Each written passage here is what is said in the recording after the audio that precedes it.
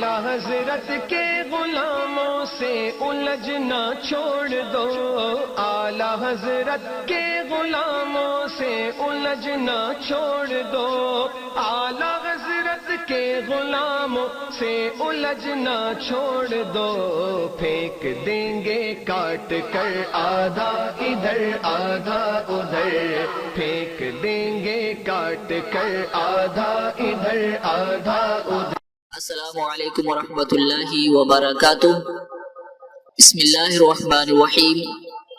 ربنا افتح بیننا وبین قومنا بالحق وانت خیر الفاتحین، وربنا الرحمن المستعان علی ما تصفون۔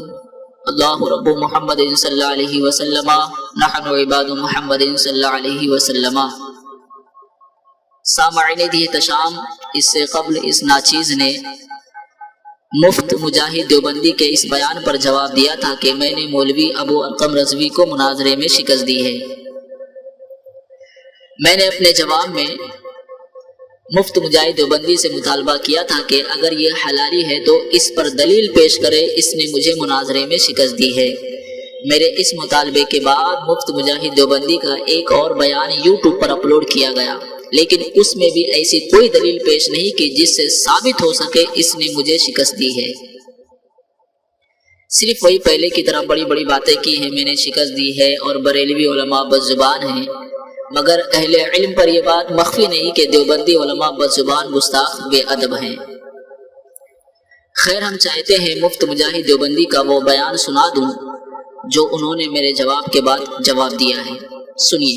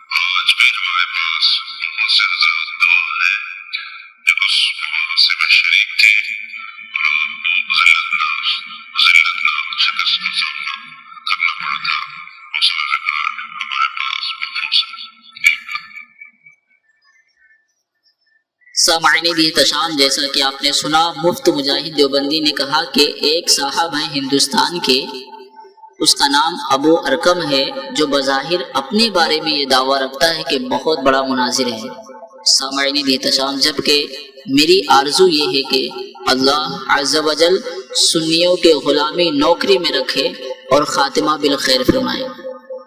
خیر، پھر آگے مفتی مجاہد دیوبندی نے کہا کہ شروع میں جب میں نے اس کے ساتھ مباحثہ کیا تو مجھے یقین ہو گیا کہ یہ کوئی مولوی نہیں بلکہ علماء کے ساتھ اس کا دور دور تک واسطہ نہیں، کیونکہ بریلوی مذہب پر جتنے بھی اشکالات میں نے پیش کیے کسی کا بھی جواب نہ دے سکا۔ سامعین احتشام، میں آپ کو بتا دوں، بہت عرصہ پہلے رات کو غالباً 12 بجے کے بعد سعودی سے حافظ جمشید دیوبندی کا مجھے کال آیا اور اس نے مجھ سے مناظرہ کرنے کی بات کی۔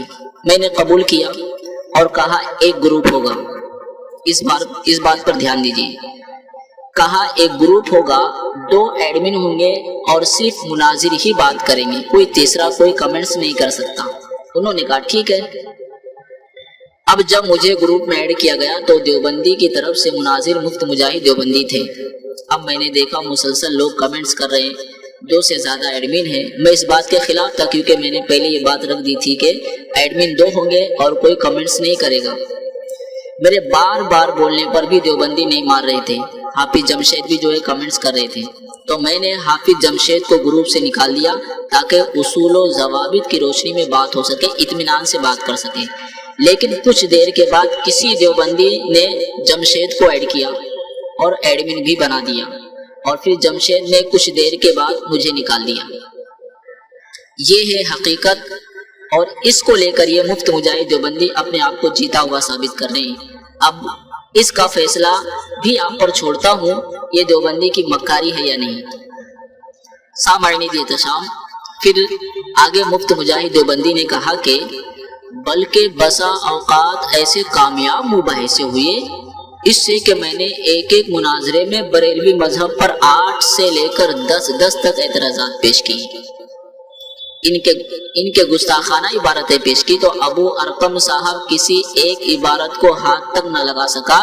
یہ تو آ گئی اس کی حقیقت، اور یہ کہتا ہے آپ کے پاس کیا ثبوت ہے؟ تو مولانا آج بھی ہمارے پاس بہت سے حضرات گواہ ہیں۔ یہ دیکھیے، کہتے ہیں ہمارے پاس بہت سے حضرات گواہ ہیں جو اس مناظرے میں شریک تھے اور آپ کو ذلت ناک شکست کا سامنا کرنا پڑا، سارا ریکارڈ ہمارے پاس محفوظ ہے۔ میں اس مفتی مجاہد دیوبندی سے کہنا چاہتا ہوں کہ کس بسا اوقات کا ذکر کر رہے ہیں مفتی مجاہد دیوبندی، اور کہہ رہے ہو کہ 8 سے لے کر 10 تک عبارتیں پیش کی اور ہاتھ تک نہ لگا سکا۔ کس مباحثے کا آپ ذکر کر رہے ہیں؟ وہ کہتے ہیں نا کمینوں کے سرکس میں تیر کی کمی نہیں ہے۔ اگر یہ اس بات میں سچا ہے تو ثبوت پیش کرے، صرف یہ بول کر کام نہیں چلے گا میرے پاس گواہ ہے اور ریکارڈ محفوظ ہے۔ دلیل چاہیے مفتی مجاہد دیوبندی، دلیل چاہیے۔ میں نے اوپر کہا نا کمینوں کے سرکس میں تیر کی کمی نہیں ہوتی، صرف بولنے سے کام نہیں چلے گا، سچے ہو تو دلیل پیش کرو۔ وہ کہتے ہیں نا اتنا جھوٹ بولو کہ لوگ جھوٹ کو سچ سمجھنے لگے، سمجھے آپ؟ ہمیں انتظار ہے آپ کے دلیل کا، جتنا وقت چاہو دیتا ہوں، لیکن ثابت کرو۔ اگر ثابت نہیں کر سکتے اعلانیہ توبہ کرو۔ وقت کی قلت کی وجہ سے مختصر میں جواب دیا، امید ہے آپ کو محسوس ہو گیا ہوگا کون حق پر ہے اور کون بہانے کر رہا ہے، کون بھاگ رہا ہے۔ اللہ عز و جل ہمیں حق کہنے، حق سننے، حق پر عمل کرنے کی توفیق عطا فرمائے۔ السلام علیکم۔